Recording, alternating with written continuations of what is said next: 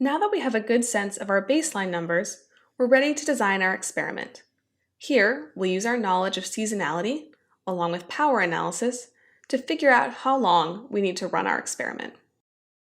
In preparing our experiment, we learned about historical conversion rates. On average, conversion rates are about 28%, but that can change throughout the year. What does this mean for building our experiment? Well, it would be bad to run the control condition in August and the test condition in September, because the control may look better simply due to seasonality, not because it's actually a better condition. This is why A/B testing experiments try to run both conditions simultaneously, to ensure both conditions are exposed to similar seasonal variables. We also need to consider seasonal effects for knowing how we expect our control condition to perform. If the experiment is run in January, we expect the control to have a conversion rate of roughly 20%. But if it's run in August, the control should be closer to 50%. With this knowledge, we use a power analysis to determine how long we should run our experiment. Experiment length is one of the big questions in A/B testing. If you stop too soon, you may not get enough data to see an effect. Too long, and you may waste valuable resources on a failed experiment. One way to safeguard against this is with a power analysis. A power analysis will tell you how many data points, or your sample size, that you need to be sure an effect is real. Once you have your sample size, you can figure out how long you will need to run the experiment to get your number of required data points. This will depend on variables such as how many website hits you get per day. Running a power analysis is also good because it makes you think about what statistical test you want to run before starting data collection. When running a power analysis, you should know 1. The planned statistical test, 2.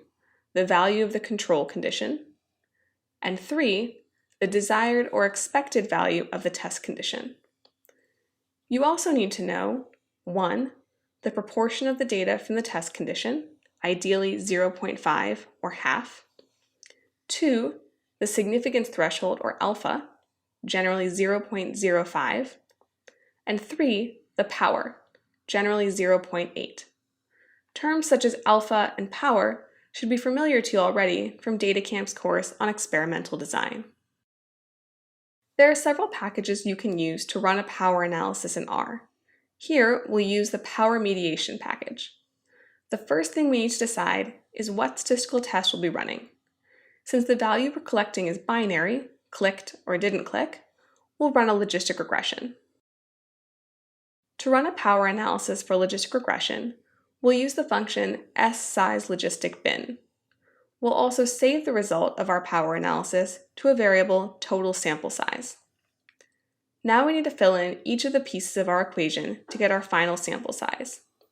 We'll work backwards to figure out each of our variables. For sample proportion, beta, alpha, and power, we'll use the most common values, 0.5, 0.05, and 0.8. For our conversion rate for our control condition, P1, let's say we're going to run the experiment starting in January. So we expect roughly a 20% conversion rate. Now the last and hardest part is deciding the expected conversion rate for the test condition, P2. Normally, this is backed by previous data, but for now, let's guess and dream big. We'll say a conversion rate of 30%, a 10% boost. We see that we need 587 data points in total, or roughly 294 per condition. Let's get some more practice running power analyses. In Chapter 2, we'll get some results from our experiment and get to analyze them with logistic